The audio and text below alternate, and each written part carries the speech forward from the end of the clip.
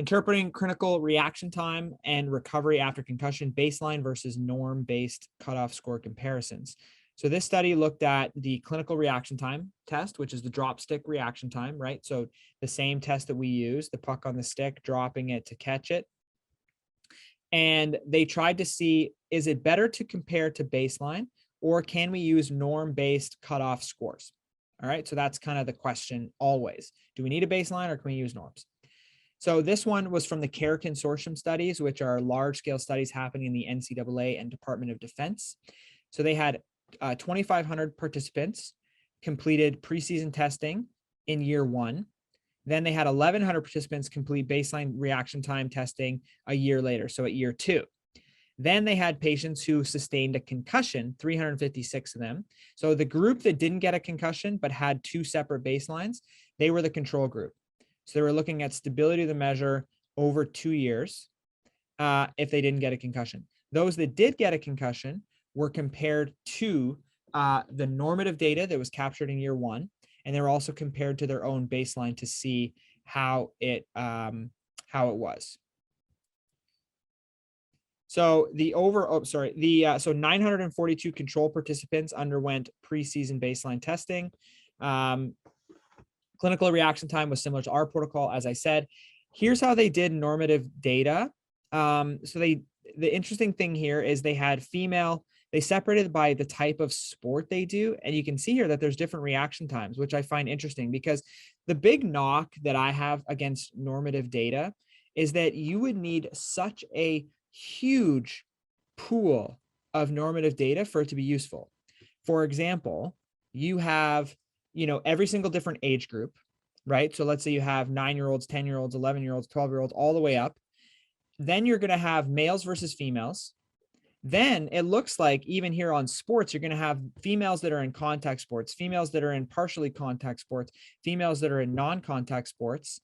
Then you're going to have to separate it potentially by those with various learning disabilities. Do we have to separate it even by height? Or, there's a whole bunch of different things that may go into how to separate this. And you're going to end up with this huge thing in order to compare to normative data. Because you can see here, even female non-contact athletes, the average score, the normative score here is 211 plus or minus 25. Female limited contact is 212 plus or minus 24. And then female contact, it seems like female contact athletes have better reaction time than athletes that do limited contact or non-contact sports. So we're gonna have to separate at least contact from non-contact. Then you go down to males and it's the same thing. 199 milliseconds for non-contact, 196 for limited contact, and 195 for contact. So there's a difference even depending on the sports that they play. So trying to develop a normative database for that is going to be quite difficult. So anyway, here are the results. So reaction time performance declined within 6 hours after injury. It was still different 24 to 48 hours after injury, but their reaction time had recovered by the time return to play rolled around. The problem that we found with this study is we could not determine when return to play was. Was it a week later? Was it a month later? So it doesn't really help us in terms of the longevity of the measure, which I would have liked to see personally. Control participants retest reliability between year one and year two demonstrated moderate reliability, which is that's good to hear. Even though year one to year two, normally, like, you wouldn't be using a test that long in advance, right? This is why we want to test people every single year. So we have something that's a little bit shorter, because normally if you're going to be in a season, let's say it's football, you're going to get tested at the start of the year and you're probably going to get concussed, in the next 4 to 5 months, right? So the length of time between those getting tested at year one and year two is going to be longer than you would normally need it for. But anyway, moderate reliability, which is good.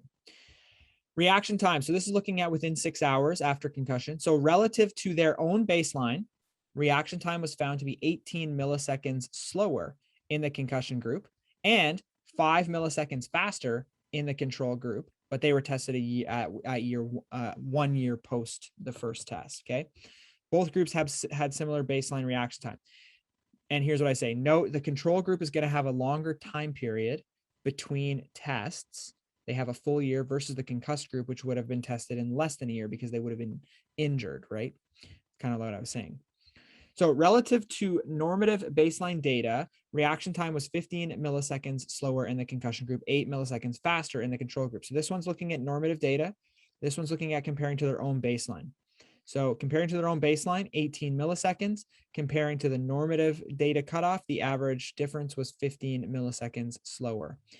Using a change score from someone's own baseline, a cutoff value of greater than 16 milliseconds slower than baseline maximized the sensitivity and specificity for identifying a concussion. So they had 52% sensitivity, 79% specificity for identifying a concussion.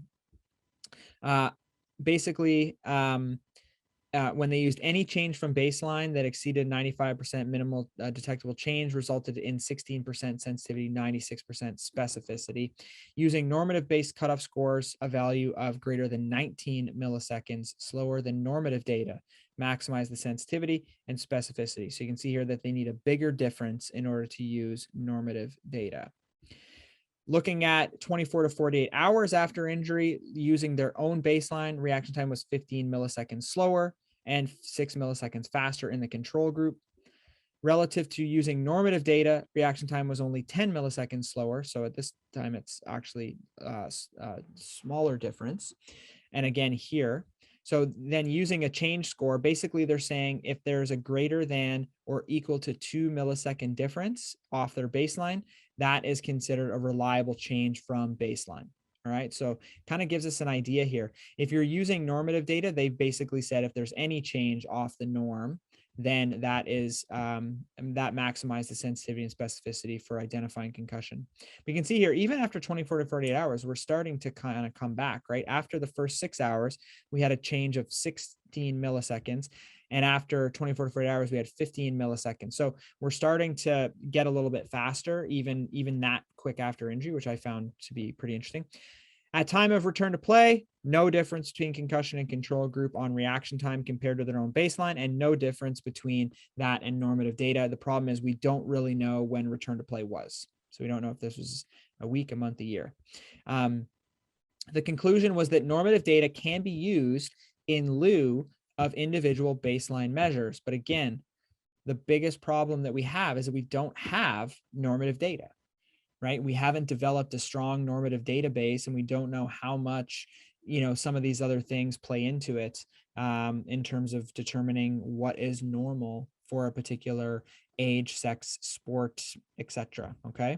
So we still need to gather a ton of normative data for it to actually be useful. So for the time being, baseline is still the only way to go. Maybe in the future, we can get to a point where we have enough that we can just say normative is fine. So here's what it looked like. Scores at baseline. This is 6 hours post-concussion, 24 hours post-concussion, return to play, which we really don't know when that was. But there you go, back to baseline essentially at return to play.